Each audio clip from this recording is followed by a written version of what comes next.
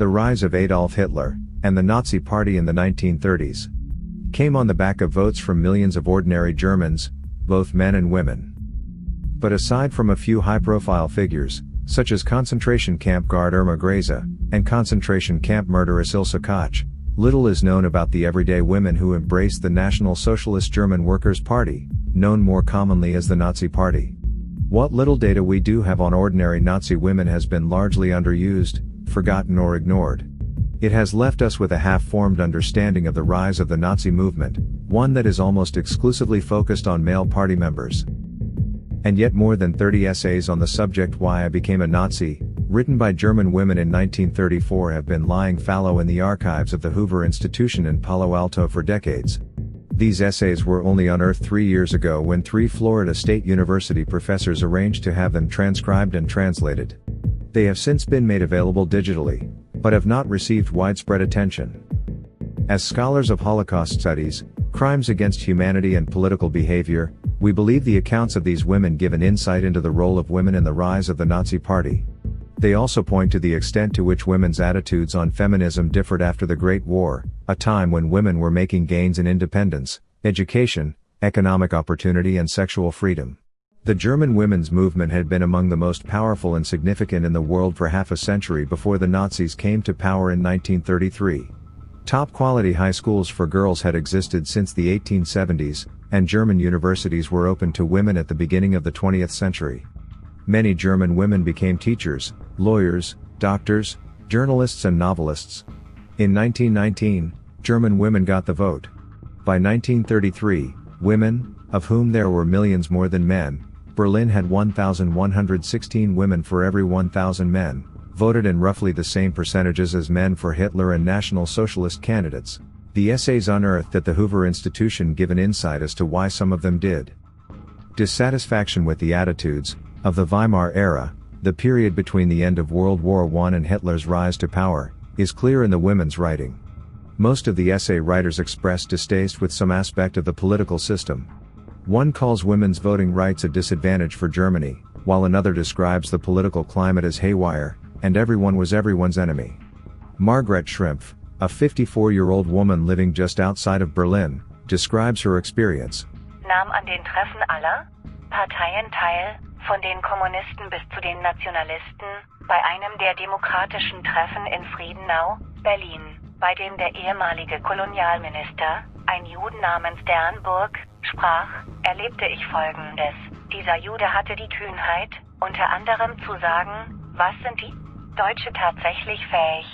Vielleicht Kaninchen züchten. Liebe Leser, denken Sie nicht, dass das stark vertretene stärkere Geschlecht aufsprang und diesem Juden sagte, wohin er gehen soll? Weit davon entfernt. Kein Mann machte ein Geräusch, sie blieben absolut still. Eine elende, gebrechliche kleine Frau vom sogenannten schwächeren Geschlecht hob jedoch ihre Hand und lehnte die dreisten Äußerungen des Juden mit Nachdruck ab. Er war inzwischen angeblich verschwunden, um an einem anderen Treffen teilzunehmen.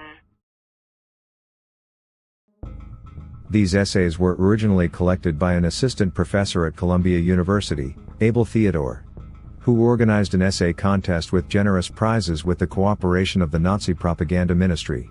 Of nearly 650 essays, roughly 30 were written by women, and Abel set them aside, explaining in a footnote that he intended to examine them separately. But he never did. The men's essays formed the basis for his book, Why Hitler Came to Power, published in 1938, which remains an important source in the global discourse about the Nazi rise to power. Summarizing Abel's findings, historian Ian Kershaw wrote in his book on Hitler's rise to power that they showed that the appeal of Hitler and his movement was not based on any distinctive doctrine. He concluded that almost a third of the men were attracted by the indivisible national community, Volksgemeinschaft, ideology of the Nazis, and a similar proportion were swayed by nationalist, super-patriotic and German romantic notions. In only about an eighth of the cases was anti-Semitism the prime ideological concern, although 2/3 of the essays revealed some form of dislike of Jews. Almost a fifth were motivated by the Hitler cult alone, attracted by the man himself, but the essays revealed differences between men and women in the reason for the enthrallment with the Nazi leader.